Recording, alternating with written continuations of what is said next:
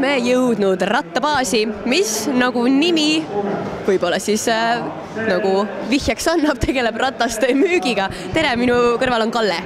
Tervist, jah, et selles suhtes täitsa õige, et kõik me täna oleme siin sellepärast, et mingi seos on jalgrataste või mingisuguse sellise viguriga, et jah, rattabaas müüb rattaid, varuosad, hooldus, et täna oleme päris korraliku boksiga siin väljas, et näidata, millega me tegeleme. Tõepoolest, on teil midagi siis erilist ka, mis te selleks aastaks siia välja tõite? No ütleme, et üks asi, mida näitaks ja räägiks ja mis võib-olla on niisugune suhteliselt nii-öelda vähe nähtud, vähe kuuldud jalgratas on see, et on Futsi 2016 aasta tippmudel, millel on elektrooniline käiguvahetus, Shimano XTR. Et nagu igasugune elu meie ümber, hästi palju käib läbi elektroonikat, igasugused telefonid, juhtmedel, hästi selliseks nutiajastuks oleme läinud, et kõik see tegelikult kajastub ka juba tänasel päeval jalgrattal, et vajutama peab ikka, aga selles käiguvahetus toimub läbi juhtmete.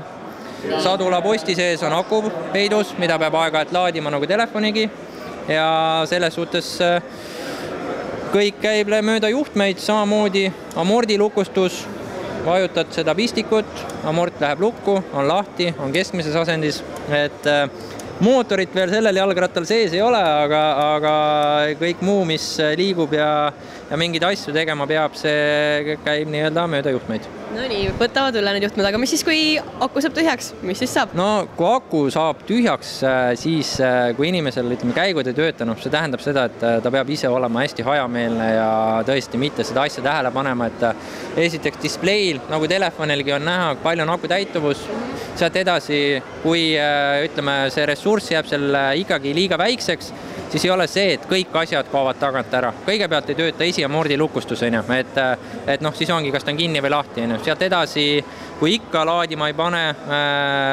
kaob ära esikäiguvahetaja. Ütleme, et see laadimine, et see ei ole nagu telefoniga, ise nagu vändate siis laadida seda akut või? Seda ei ole, et selles suhtes see võib-olla tuleb ka tulevikus, et ei pea üldse enam laadima, aga selles suhtes laadima, oleneb inimese kilometraažist, aga me räägime pigem sellest, et seda akut, mis siin Sadula posti sees on, tuleb laadida aastas paar korda. Et see ei ole see, et nagu telefoniga, et 3-4 korda nädalas pean laadima panema ja midagi toimetama selle, et nii nagu keeruliseks ei ole seda asja nagu aetud. Seda on tore kuulda, et ei pea iga õhtu seda laadima uuesti. Ei, seda ei pea, et see oleks nagu tülikas, et selles suhtes ta on ikkagi nii-öelda töökindel ja toimib ja töötab. No nii, aga kellele see nagu üldiselt suunatud on selline ratas siis ikkagi profidele?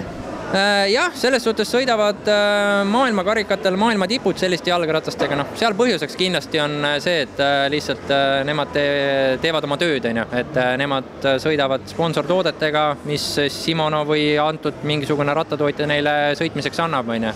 Et ma arvan, et selle ratta nii-öelda märksõna, et kes võiks sellist ratast omada, et ma arvan, number 1 sõna on nii-öelda tänapäeva elu, see, et see muutub selliseks teistsuguseks, on elektriautod, on võimsad elektriautod, et pigem nii-öelda see innovatiivsus on siin nagu märksõna, et tavalise jalgrattaga, klassikalise jalgrattaga saab sõita, see käiguvahetus toimib üldjuhul täpselt samamoodi, aga lihtsalt, et ta nagu erineb teistest jalgratastest.